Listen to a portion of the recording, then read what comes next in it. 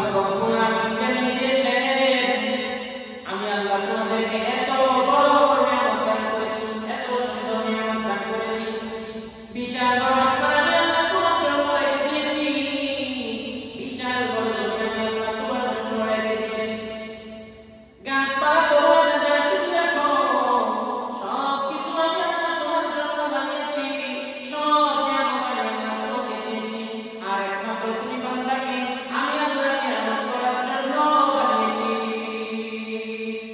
আল্লাহ পাক রব্বুল আলামিন কালামে পাকের মধ্যে জানালেন, লা ইন শাকারতুম লা আযীদান্নাকুম ওয়া লা ইন কাফারতুম ইন্না আযাবি লাশাদীদ।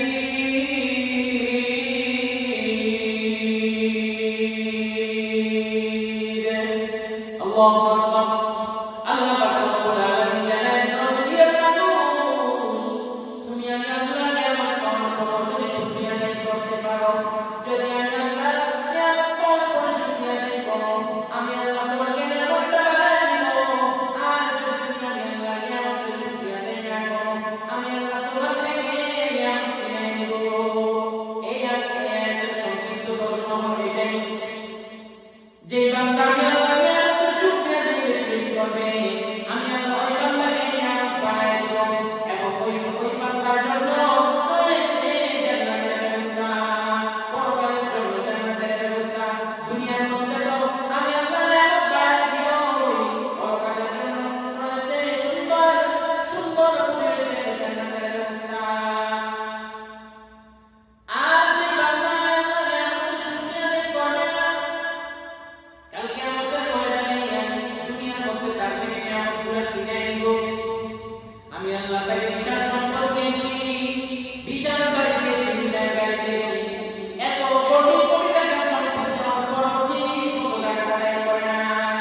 আছে অনেক মানুষই আছে, সমাজের মধ্যে অনেক মানুষ আছে যারা জাকাত দেওয়ার সময় হলে জাকাত দেয় না, গরিব মিসকিনকে দান করে না, যদি আমার টাকা কমে যায়, যদি পয়সা কমে যায়, এত কষ্ট করে সম্পদ কামাই করছি, আরে নিবো খারাপ, তুমি একবার চিন্তা করলে না, তুমি এই সম্পদ কামাই করার জন্য, এই সম্পদ উপার্জন করার জন্য তোমাকে সুন্দর দেহটা কে দিয়েছেন, সুন্দর দেহটা আমার আল্লাহ দিয়েছেন, এত সুন্দর দেহ পাওয়ার পরেও আল্লাহর দরবারে নিয়ামতের শুকরিয়া আদায় যদি না করো, আমার আল্লাহ জানায় দেন, ও দুনিয়ার মানুষ, আমি আল্লাহ তোমার থেকে নিয়ামত ছিনিয়ে নিব, তোমার জন্য রয়েছে ভয়াবহ জাহান্নামের শাস্তির ব্যবস্থা।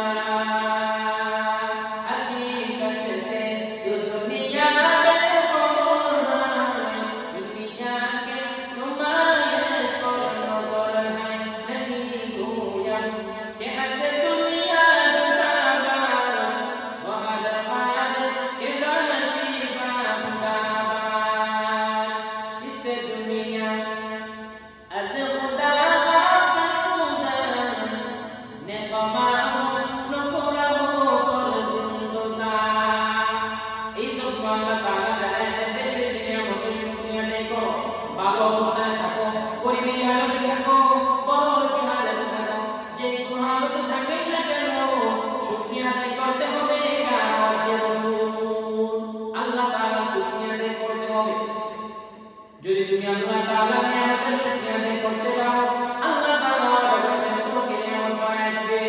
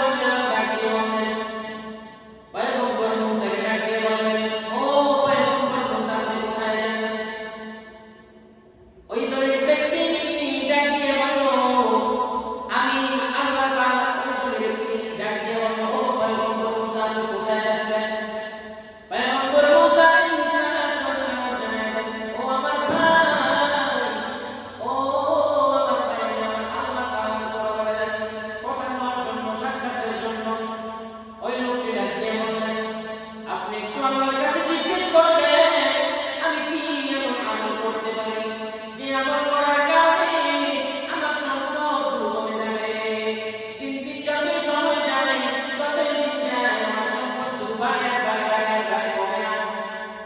যতই সময় যায় আমার ধন সম্পদ শুধু বাড়তেই থাকে, বাড়তেই থাকে, বাড়তেই থাকে, কমে না। কি এমন কিছু করতে পারে যে যেটা করলে পরে আমার সম্পদ আর বাড়বে না, যতটুকু সীমাবদ্ধ ততটুকু থাকবে? পয়গম্বর মূসা আলাইহিস সালাম জানালেন, অবশ্যই আমি আমার আল্লাহর দরবারে জিজ্ঞেস করব। যাইতেছিলেন, হাঁটতেছিলেন, একটু সামনে যাওয়ার পর যখন আরেকটু সামনে গেলেন, আরেকটু সামনে যাওয়ার পর পয়গম্বর মূসা আলাইহিস সালামের কাছে আরেকজন লোক আসলেন, ফকির ব্যক্তি, ফকির ব্যক্তি এসে বললেন, আল্লাহর পয়গম্বর, আপনি কোথায় যাচ্ছেন? আল্লাহ তাআলা পয়গম্বর জানায় দিলেন, এ ভাইরা, আমি আমার মালিকের কাছে যাচ্ছি কথা বলার জন্য, সাক্ষাতের জন্য। তখন ওই ফকির ব্যক্তিটি পয়গম্বর আলাইহিস সালামকে দিয়ে বললেন, ও আল্লাহর পয়গম্বর, আপনি একটু আল্লাহ তাআলার কাছে জিজ্ঞেস করবেন কি এমন আমল করতে পারি যে আমল করলে আল্লাহ তাআলা আমাকে সম্পদ বাড়ায় দিবে। আমি ফকির থেকে ধনীর দিকে যাব, আমি ধনী হইতে থাকবো, আমি দিন দিন যত সময় যায় আমি ফকির হই। আমার ধন সম্পদ বাড়ে না। যতই সময় যায় শুধু ধন সম্পদ কমতে থাকে, ফকির মিসকিন হয়ে যাচ্ছি আমি। আল্লাহ তাআলা পয়গম্বর মূসা আলাইহিস সালাম গেলেন, আল্লাহ তাআলার দরবারে গেলেন, কথাবার্তা সব কিছু শেষ করলেন। আমি সংক্ষেপে আপনাদেরকে ঘটনাটি বলে দিচ্ছি।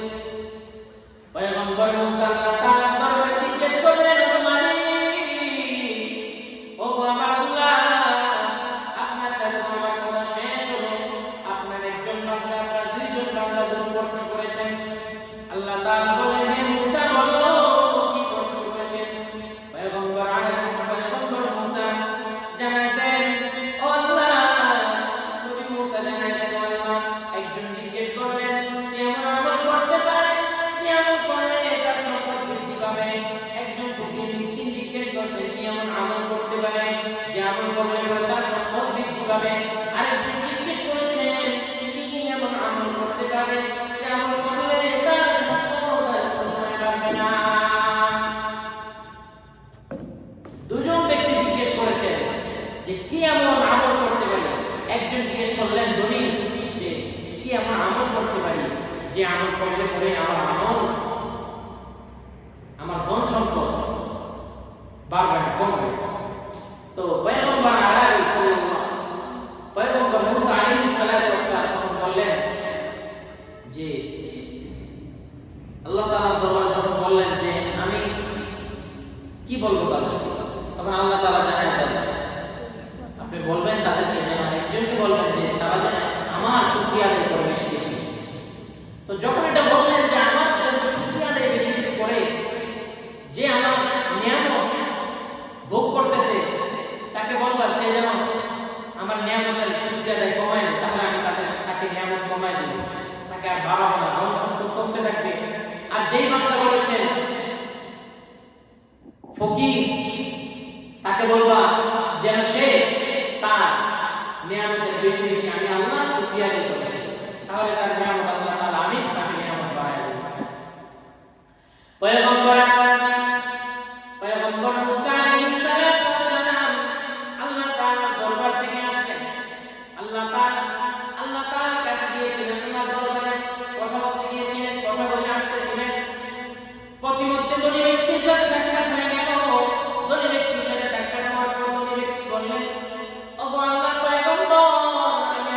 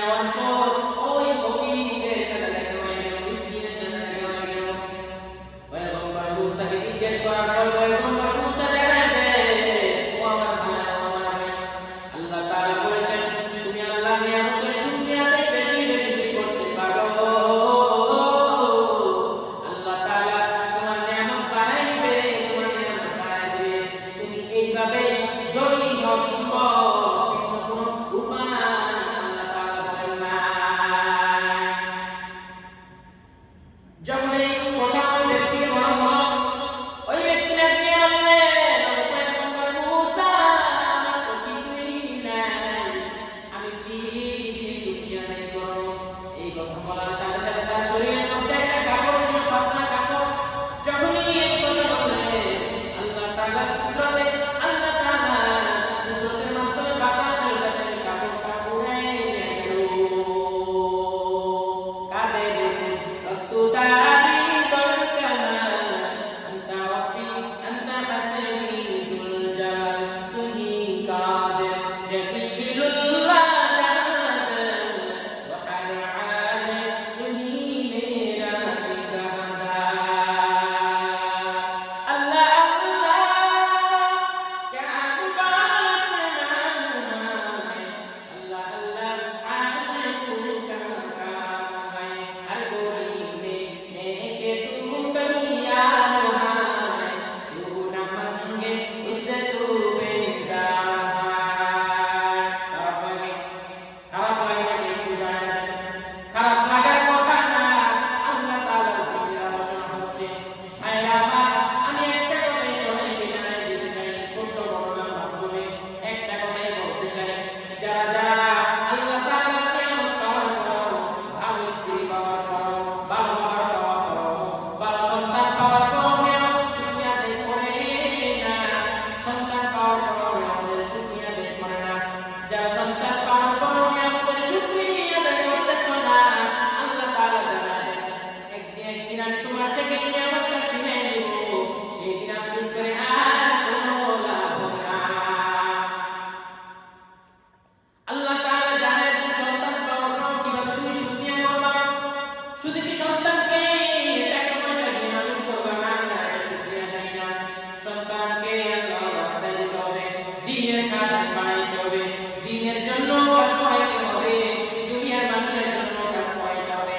শুধু মসজিদে বসে বসে তাসবিহ করবেন, এটা শুধু দ্বীনের কাজ নয়, বরং দ্বীনের কাজ হলো আল্লাহ তাআলার রাস্তায় দ্বীনের জন্য খরচ করা, দ্বীনের জন্য কাজ করা, সমাজ সেবামূলক কাজ করা, গরিব দুঃখীদের পাশে দাঁড়ানো, এবং আরো যত কাজ আছে সবগুলো মিলিয়ে দ্বীনের কাজ বলা হয়। আল্লাহ তাআলা জানালেন, এমনি ভাবে যদি তুমি দুনিয়ার সামান্য মুসাফিরখানা সুন্দরভাবে আদায় করতে পারো, আমি আল্লাহর হুকুম মেনে চলতে পারো, আমি আল্লাহ তাআলার হুকুম মেনে চলতে পারো, আমি আল্লাহ তোমার জন্য কাল কিয়ামতের ময়দানে জান্নাতের ব্যবস্থা করে দিয়েছি। একটা না